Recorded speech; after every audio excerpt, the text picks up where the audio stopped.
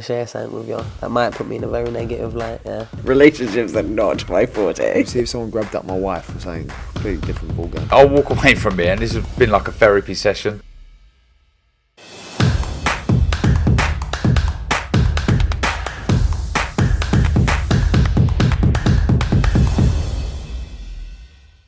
Andrew McCART, IFL TV, proudly sponsored by Everlast. I'm here with a big Scotsman himself, big Scott Forrest. Like I just said to you off camera there, you're fit enough to do the rounds. Yeah, definitely. I never doubt my fitness. 6 rounds. I mean, come on. Like I want to move up to the 8s, my next fight, and then push on to the 10s. Like I know I'm fit enough, and I've got enough experience to get there. I mean, you can't knock them all out. I mean, knockouts are always nice, but it's known that you can do the rounds. And sometimes when you look at, if I want to be quite not critical, but if I'm going to say something here, obviously big muscular guys, sometimes you wonder about their fitness because their muscles are so big. But I mean, them 6 rounds, you've done it with a breeze. Yeah, like we put the rounds in the gym all the time. Most people say the same things, like, oh, he's big, he keeps doing these little bursts, he's going to blow out. Like, I know I'm not going to blow out. I practice what I preach, so no, I'm happy. I'm happy I got the rounds in for a change as well. And obviously it's lovely to get the knockout finish, but getting the rounds in is more beneficial at this stage anyway. You're disappointed? And that being said, are you disappointed you didn't get the knockout? Not really disappointed. I mean, towards the end, I was like, the way he was going, sometimes I thought I was going to get the knockout, but he seemed to be a really tough guy, and we looked at him and we knew he was tough, but yeah, like, as well as I'm just happy to get the experience in. I think what you said after the 3rd round there, because obviously you started pretty fast, you were landing combinations, uppercuts and hooks and whatnot, but then like you said, in the 3rd round he thought to himself, nah, I'm not having any more of that, and he sort of went on that survival mode, back foot style, which again, it's not ideal when they don't want to come and win, they want to come and survive. So I mean, there is that. Yeah, I mean, looking at him at his previous fights, we didn't actually expect him to do what he done.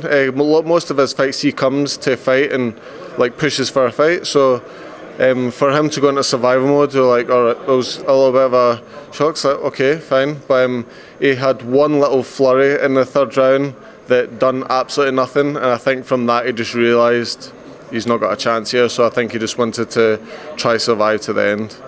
That being said, is that testament to your toughness, your power? The fact that he normally comes forward, but obviously against you, he's thought, I'm going to go in survival mode. Either it's testament to how tough you are, because like you say, he landed that flurry, didn't want nothing to do with it, and then he went on the back foot. So, I mean, at least there's the positive there. Yeah, I mean, I was hitting him some big shots, really big shots. I was feeling them, and knew from his reactions that he was never going to try push forward too much. I mean, a couple of times he tried to push forward, and in less than a couple of seconds he was back on that back foot. I mean, I was always stronger than him. I could feel it in the ring, straight away, and just asserted my dominance, because that's the kind of fighter I am. You'll get that cruiserweight division though, Scott. I mean, big Reactors in there, Coley, Chris Billum-Smith is ringside as well.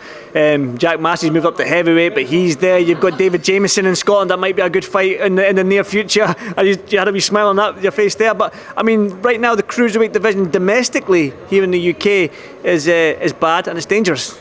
It is. It's, I've said so many times, the cruiserweight division in the UK is massive right now. We've got so many big names up there, and I'm really looking forward to stepping in the ring with them really soon, because I know I can.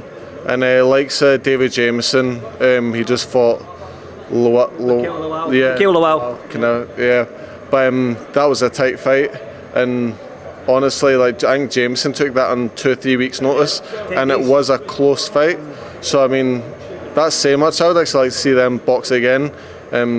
But either way, I'd step in with them, no problem, this year. You know me as a Scotsman, seeing 2 jocks going at it, man, is nothing but a war for me. So that'll be a fight I'll be looking forward to. But just testament to David Jamieson, he's took Michael Lowell on 2 weeks' notice the first time, and then 10 days' notice the second time there. So the guys as game as they come. Oh yeah, like I remember Jamieson from the amateur days. We boxed in the Scottish Championships against each other. I won. We won, that was it? I won, yeah. I won. But no, even from then, he's always been a tough guy. And he knew straight away he could take a dig as well. Because even back then, we had a nice little scrap. It was a good few years ago, but yeah. I know he's a tough boy. Listen, if that British title goes vacant, let's try and get that made then in Scotland somewhere. That'll be a good little fight. Yeah, I mean, who knows, like, take it off Lowell and then me and Jamieson can go for it. Like a nice little Scottish fight right there. Definitely. Well, listen, big man, I'll let you go and crack on because I know you want to enjoy the rest of the fights because Liam's about to enter the arena now and you'll probably want to go back to the change rooms and chill. So, listen, until the next one, Big Scott, see you soon, brother. Thank you, nice one. Cheers, mate, thank you.